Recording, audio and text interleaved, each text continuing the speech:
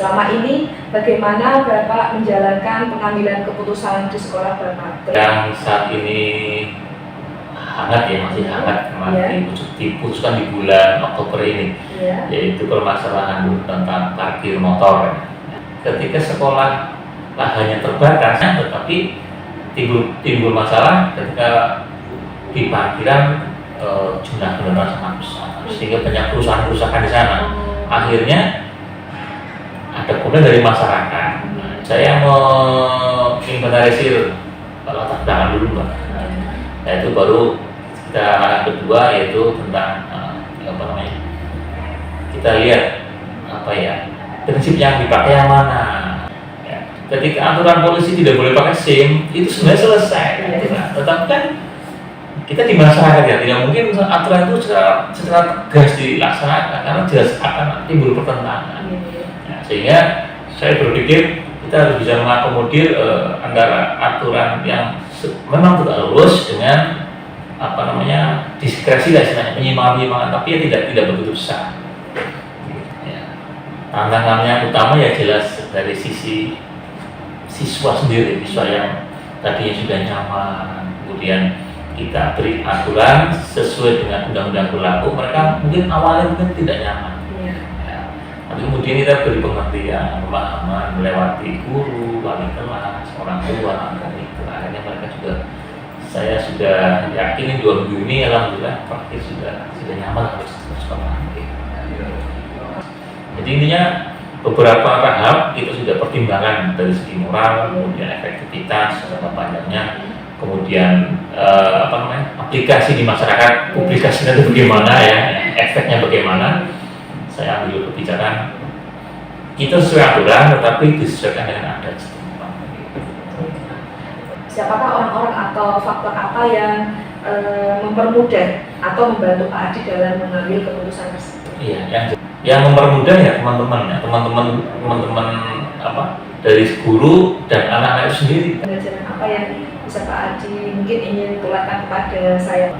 Jadi terjadi masalah, kita tetap santai, berpikir keras, cari penyelesaian, buat tim yang solid, ketemulah penyelesaian. Kalau bisa seperti itu. Siswa kelas 10 dan 11 memiliki hak untuk menggunakan kendaraan itu selama 3 hari. Sejauh ini yang berjalan bagaimana, Pak? Nah, memang di kontrol untuk atau pengawasannya yang perlu kita tingkatkan. Namun demikian di satu sisi juga ekonomi kreatif masyarakat muncul. Yang muncul parkir di luar sekolah itu kan ekonomi kreatif ya. Betul sekali ya, namanya aturan itu harus memang sudah tertulis, tetapi masuk ke kategori kan belum. Sehingga di awal ajaran baru nanti kita masukkan ke dalam sebuah aturan itu tertib sekolah, kemudian kita nanti insya Allah SMA ini mau menggunakan sistem poin, jadi yang melanggar poin berapa seperti itu. Ya istilahnya membuat disiplin positif lah. Karena kalau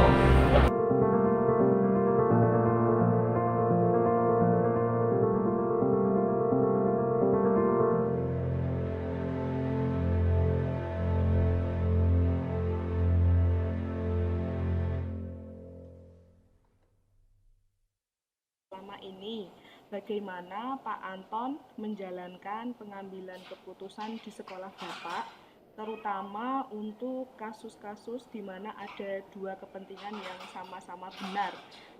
Diawali dengan identifikasi ya, identifikasi kekuatan yang kita miliki. Ya kan? Prosedur seperti apa yang biasa dilakukan Pak Anton nih untuk mengambil keputusan dilema etika? Tiap sekolah itu kan harus ada masjid ya. Seharian itu di sekolah. Padahal di profil Pancasila itu keimanan ketakwaan kepada Tuhan Yang Maha Esa. Sementara sekolahan yang saya datangi itu dalam keadaan belum punya masjid. Masjid lama sudah ditutup. Kita tidak bisa mengambil biaya untuk kegiatan pembangunan masjid itu dari peran serta masyarakat. Hal-hal apa saja yang selama ini Bapak anggap efektif dalam pengambilan keputusan? Karena ada murid, berarti setiap keputusan itu harus berpihak pada murid semua. Di dalam setiap hasil keputusan itu kan tidak semua harus menerimanya, tapi kelompok besar sudah mengambil putusan yang sama, maka biasanya akan kita pahamkan. Jadi kita sampaikan adab-adab musyawarah gitu ya. Saya melempar masalah ke yang ada di sekitar kita dulu, saya sampaikan gitu. Nanti kita bahas di minggu depan, gitu saya sampaikan. Biar nanti mereka sambil di ruang guru, entah di rumah, nanti dia berpikir begitu.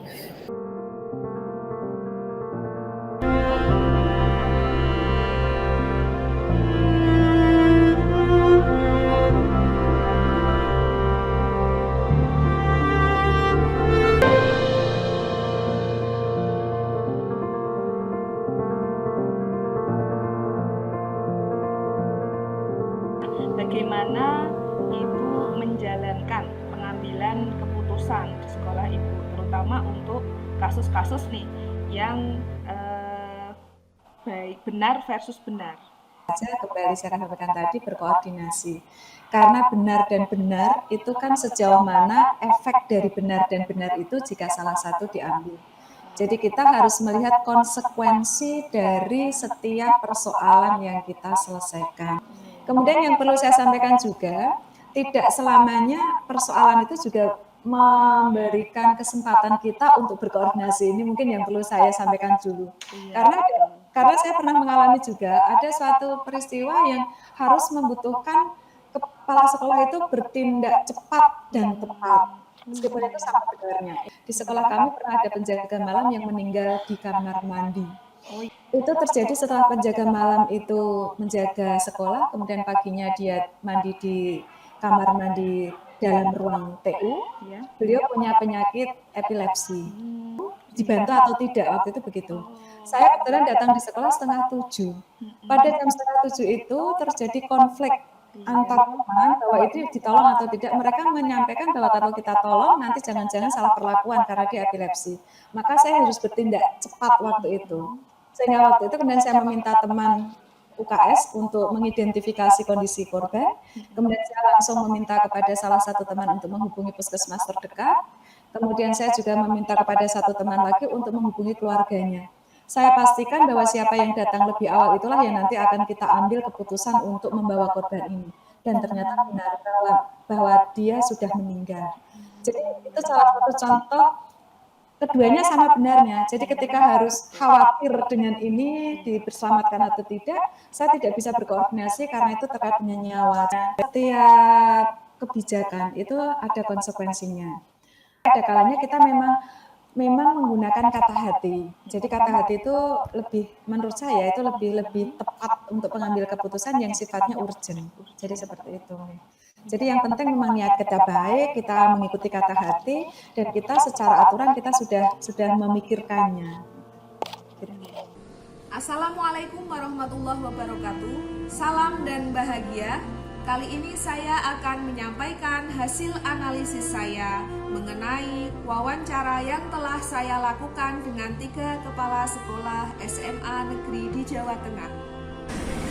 Hal-hal menarik yang muncul setelah saya melakukan wawancara dengan 3 kepala sekolah adalah beliau ternyata juga telah melakukan atau mempraktekkan pengambilan keputusan berdasarkan prinsip-prinsip pengambilan keputusan, memiliki paradigma dilema etika, dan juga langkah-langkah pengujian, meskipun beliau tidak mengetahui secara rinci mengenai teori tersebut. Ada satu kesamaan di antara ketiga kepala sekolah tersebut dalam pengambilan keputusan, yaitu selalu mempertimbangkan banyak faktor atau terlebih dahulu menginventarisir hal-hal yang perlu dipertimbangkan sebelum mengambil keputusan. Namun terdapat satu yang menonjol, yaitu Bapak Adi.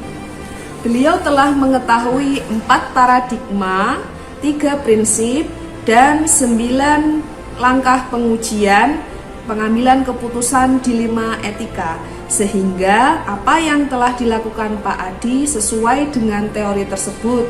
Kemudian Pak Adi juga telah melakukan langkah sampai pada evaluasi, monitoring, dan juga rencana tindak lanjut mengenai penerapan keputusan yang telah dilakukan. Kepala sekolah memberikan beberapa saran kepada saya, diantaranya adalah yang pertama, jangan tergesa-gesa dalam mengambil keputusan. Yang kedua, selalu libatkan tim atau bangun tim yang solid dalam langkah penerapan keputusan. Kemudian yang ketiga, pertimbangkan keputusan ini dampaknya terhadap masyarakat. Dan yang keempat adalah tidak selalu masalah itu memiliki waktu yang cukup panjang untuk diselesaikan. Terkadang ada masalah darurat yang harus segera diambil keputusannya. Setelah mempelajari modul ini, saya menjadi lebih memahami bagaimana langkah pengambilan keputusan, baik itu masalah dilema etika maupun bujukan moral. Yang sedang saya hadapi adalah nilai beberapa siswa yang tidak mencapai ketuntasan minimum. Hal yang saya lakukan adalah saya perlu memberikan penugasan tambahan sehingga siswa tersebut dapat memperoleh nilai di atas KKM di raportnya. Keputusan tersebut saya ambil berdasarkan paradigma kebenaran melawan kesetiaan. Saya merasa bahwa tidak semua kepandaian siswa dapat diukur dengan nilai. Sehingga saya mengambil prinsip pengambilan keputusan berbasis rasa kepedulian. Demikian analisis hasil wawancara kepala sekolah yang saya lakukan. Semoga bermanfaat untuk kita semua dan dapat menjadikan kita lebih bijaksana dalam menghadapi dan menyelesaikan permasalahan dilema etika maupun bujukan moral. Terima kasih, saya Amalia Fikri Utami, calon guru penggerak Angkatan 5 Kabupaten Jepara SMA Negeri 1 Welahan. Salam dan bahagia. Wassalamualaikum warahmatullahi wabarakatuh.